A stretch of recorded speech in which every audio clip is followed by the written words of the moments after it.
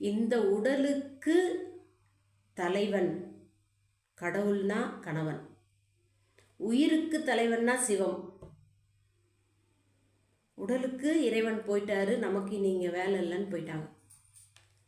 அந்த மாதிரி தான். அப்போ இந்த திலகவதியார் என்ன செய்கிறாங்க, தம்பியை வைத்து கொண்டு இருக்காங்க. அப்படி இருக்கக்கூடிய காலத்தில் இந்த போருக்கு போனார் இல்லையா, திலகவதியாருக்கு மனம் பேசிய கலிப்பகையார், ஒரு படைத்தளபதி இல்லையா, அங்கே போரில் வெற்றி அடைந்து வீர மரணம் அடைகிறார். போரில் வெற்றி, ஆனால் வீர மரணம். அப்போ இந்த செய்தி இடி போல் வந்து இந்த குடும்பத்தை தாக்குது. எப்படி இருக்கும் நினச்சி பாருங்கள். அப்பா அம்மாவை ஒரே நேரத்தில் இழந்துட்டு 2 பேர் இருக்காங்க. அப்போ இந்த மனம் பேசிய மணமகனும் இறந்துட்டார் அப்படின்னா வெந்த புண்ணில் வேலை பாய்ச்சியது போல். அப்போ இந்த அம்மையார் என்ன செய்கிறாங்க, திலகவதியாருக்கு 12 வயதுன்னு சொல்கிறார் நம்ம சேக்கிலார். திருமணம் பண்ணக்கூடிய வயது 12 வயதாக இருந்திருக்கு. அந்த நம்ம முன்னோர்கள் அப்படி தான் செஞ்சுருக்காங்க. அந்த வகையில் தான் நம்ம புகழனாரும் திலகவதியாருக்கு மனம் பேசியிருக்காரு. இந்த சூழலில் மனம் பேசின மணமகன் இறந்துட்டார் போரில். அந்த செய்தியை கேட்டோன்னே இந்த அம்மையார் என்ன செய்கிறாங்கன்னா, தாய் தந்தை வந்து முடிவு செய்தது யாரை, கலிப்பகையாரை தான் முடிவு செய்தாங்க. அவர் தான் என்னுடைய கணவன்.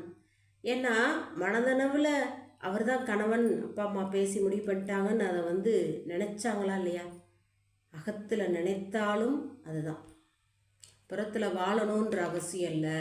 நினைத்தாலும் அவர் என்னோட கணவர் தான், என்ன இருந்தாலும் மனம் பேசியிருக்காங்க இல்லையா அப்படின்னு சொல்லிட்டு அவரோட இறந்த செய்தி கேட்டோடனே இந்த அம்மையார் வந்து உயிரை விட துணிகிறாங்க.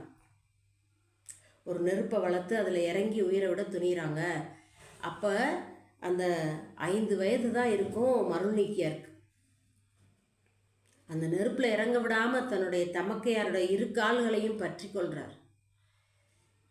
தாயும் இழந்து விட்டோம், தந்தையும் இழந்து விட்டோம். இப்போ நீங்கள் ஒருத்தர் தான் எனக்கு ஆதரவு, நீங்களும் இந்த நெருப்பில் இறங்கி உயிரை விட்டால் எனக்கு யார் இருக்கா? அப்போ உங்களுக்கு முன்னாடி நான் அந்த நெருப்பில் இறங்கி உயிரை விடுவேன்ட்டார். அப்போ அந்த அம்மையார் தன்னோட முடிவை மாற்றிக்கொண்டு தன்னுடைய தம்பியை வளர்க்க வேண்டும் அப்படின்னு தவக்கோலம். தவக்கோலம்னா எப்படி வாழணும், துறவிகள்லாம் எப்படி இருப்பாங்க, கணவனை இழந்தவங்க எப்படி ஒரு கோலத்தில் இருப்பாங்க, அந்த மாதிரி ஒரு தவக்கோலம் பூண்டு இந்த அம்மையார் வந்து இருக்காங்க. இப்படி இருக்கும் பொழுது இவருக்கு தக்க வயது வருது. அப்போ இவர் நிறைய சிந்திக்கிறார், நிறைய நூல்களை படிக்கிறாரு, நிறைய சிந்தனை செய்கிறாரு. அப்படி இருக்கும் பொழுது சமண சமயம் வந்து வேகமாக பரவுது.